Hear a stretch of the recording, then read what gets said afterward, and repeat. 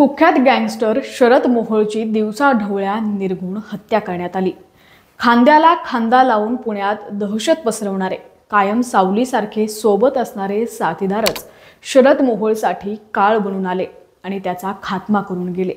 मुन्ना पोळेकर असं या साथीदाराचं नाव आहे, पण त्यानं इतर साथीदारांसोबत या हत्येचा कट का रचला? दोस्तीत कुस्ती का आली? हा आरोपी कोण आहे मुन्ना पोळेकर हे जाणून घेऊयात। त्याआधी तुम्ही ट्रेंडिंग टॉपिक्सला सबस्क्राइब केलं नसेल तर नक्की सबस्क्राइब करा आणि बेल आयकॉनवर क्लिक करून नोटिफिकेशन्स मिळवा। तर 5 जानेवारी 2024 रोजी दुपारी 1:20 कोथरूडच्या सुतारदरा परिसरात कुख्यात गुन्हेगार शरद मोहोळ घराबाहेर पडला आणि पुढे काय झालं ते अख्ख्या महाराष्ट्रानं पाहिलं। मुळशी पॅटर्नची पुनरावृत्ती झाली। मोहोळच्या सावलीनेच त्याचा घात केला, त्याच्या साथीदारांनीच पाठीत खंजीर खुपसला। मुन्ना पोळेकर हा शरद मोहोळचा सच्चा दोस्त होता।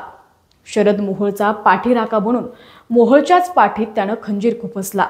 मुन्ना उर्फ साहिल पोळेकर, वय अवघं 20 वर्ष, राहणार मुळशी, मोहोळचा सच्चा दोस्त। मग त्यानेच मोहोळची हत्या का केली?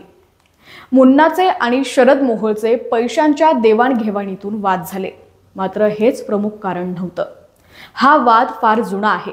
पुण्याजवळील मुळशी तालुक्यातील एका जमिनीच्या वादातून ही हत्या झाल्याचं बोललं जात आहे।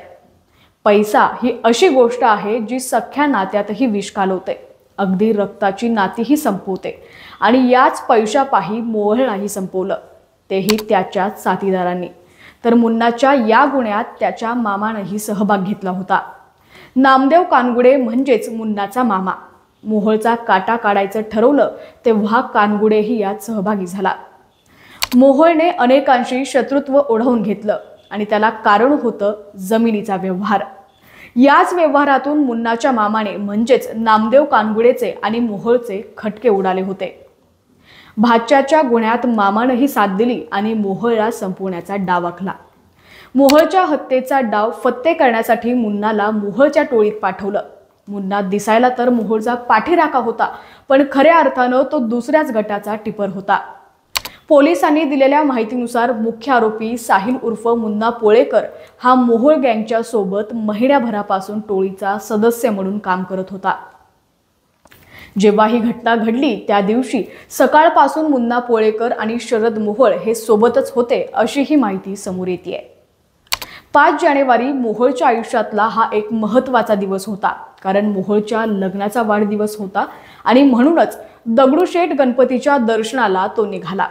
अर्थात नेहमीप्रमाणे त्याचे साथीदार त्याच्या सोबत होते। घरापासून काही पावलं दूर असताना साथीदारांनीच त्याची गेम केली। पळ काढल्यानंतर पोलिसांच्या पथकांनी या आरोपींचा शोध घेण्यास सुरुवात केली।